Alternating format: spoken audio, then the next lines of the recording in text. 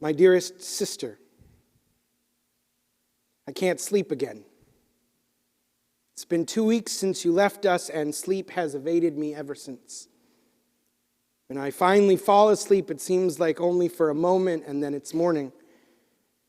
And I wake up each day with the hope that somehow the pain will be less heavy. But it is there just as strong as the day before, and yet somehow also unexpected and different. Each morning a new grief has settled on me like fresh manna with the morning dew. What I'm trying to say is that I miss you terribly. I've not been myself of late. It's not just the grief or the lack of sleep, though that may be the cause of it. I have been sensitive, and my temper has been short. If you were here, you'd probably give me a hard time and say something about how my temper has always been short. All I can say is that it's worse. I yelled at the people the other day. Aaron did too. God was livid. The whole situation is a mess, and we're still picking up the pieces. It all started because of water. Well, it all started because of you. And I guess all stories about you are really stories about water. Like when you followed as I floated down the river in my basket, looking over me as I drifted towards Pharaoh's palace. I guess you were always looking out for me like that, keeping an eye on me to make sure I stayed out of trouble. And now you're gone, and the very first thing I did was get in trouble. But anyway, the water. When you died, the well dried up. Guess I always knew that it followed you, that you were the reason we had water in this wilderness, but I suppose I took it for granted. You had been there my whole life, and it seemed so had the water. But now you are gone, and the well is dry. People could make it a few days without manna, but it only took them a few hours without water to start to freak out. And I get it. They were scared. I was scared. If I had been better rested, I might have the courage to say that God has been taking care of us for 40 years and God wasn't going to quit on us now. But like I said, I haven't slept well since you've been gone, so when they came to me complaining yet again and saying things like, we're going to die, and why did we leave Egypt, I wasn't my best self. It didn't help that God was in a weird mood. God told me I was supposed to get everyone together and then ask a rock for water. Can you believe that? It was frankly embarrassing. That was God's plan. The people are thirsty and tired and scared, and God wants me to do a parlor trick? Aren't we past that at this point?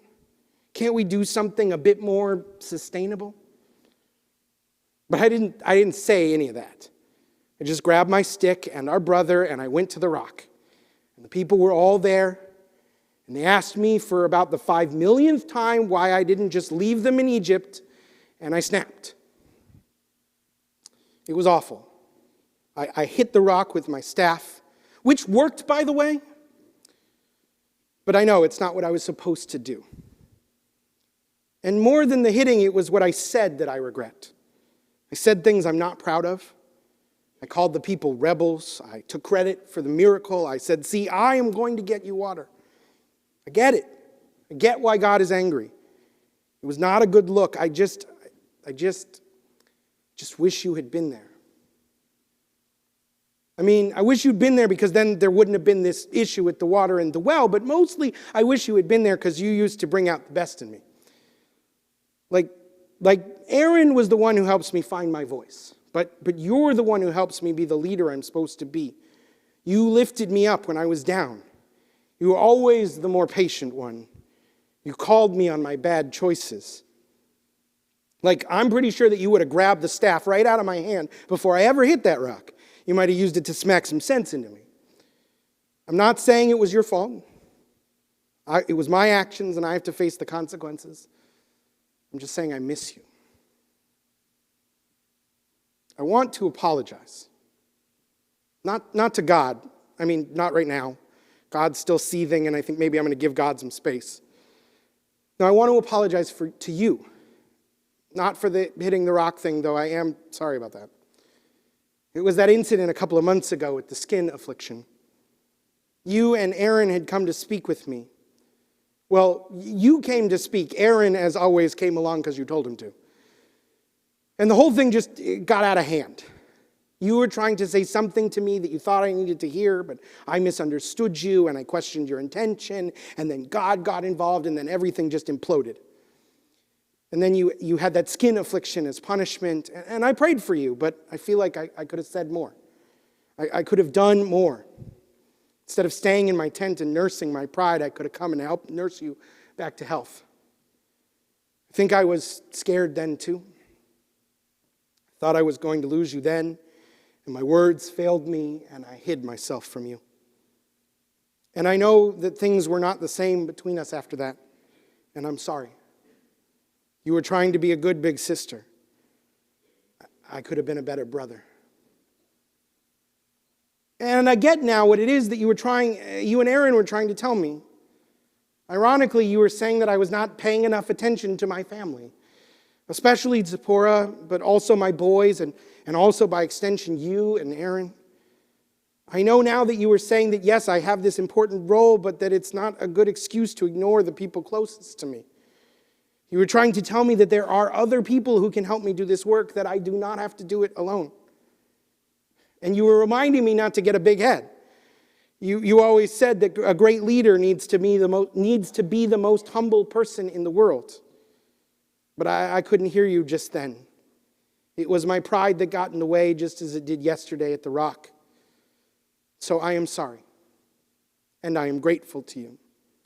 Whenever I have been humble, it has been because you've always been there for me, to tell it like it is. I'm sorry for the times I failed to listen.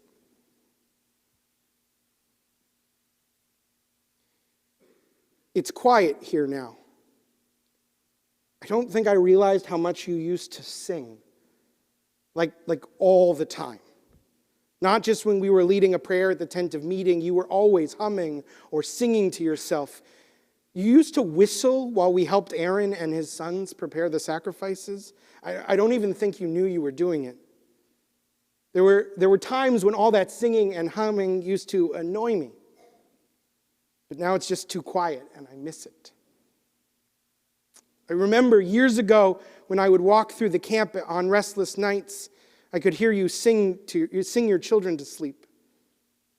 You sang songs you learned from our mother. They were songs I barely remembered. Songs that I thought I'd lost until I heard you singing them all those years later. Now I try to sing them to my grandkids when they stay over in my tent, but I don't have the voice you had, that Mom had. Caleb gave me your timbrel. I didn't quite know what to do with it, so I hung it from a post in the center of our tent. I don't dare touch it, but Zipporah gets it down sometimes and sings me the songs of her youth in Midian.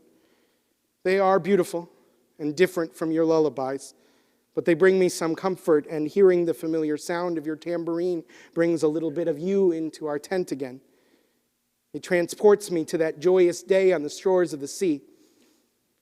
I sang a song, but you were the one who led the people in dance. Wasn't that usually the way we were? While I was up with my head in the clouds, you were always the one moving the people to joy.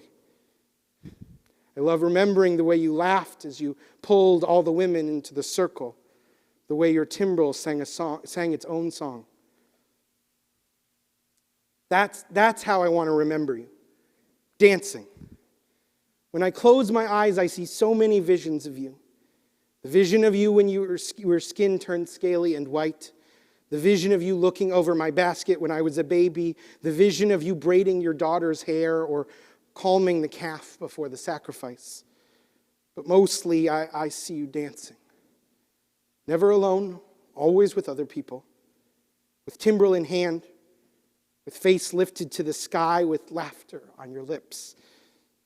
I will never compose a prayer which would speak more directly to God's heart than the sight of your dancing, dear sister. I should try and go to sleep. Tomorrow I think I'll tell God that I'm sorry, though I suspect God already knows it. Thank you, Miriam. Thank you for loving me. Thank you for pushing me to be my best self. Thank you for sustaining my soul in this long wilderness journey, just as you sustained our people with water. Thank you for always listening, for always telling the truth, for always looking out for me. I think I can sleep now. When I do, I pray that in my dreams I will see you dancing. Good night, my beloved sister. May your rest be the rest of peace.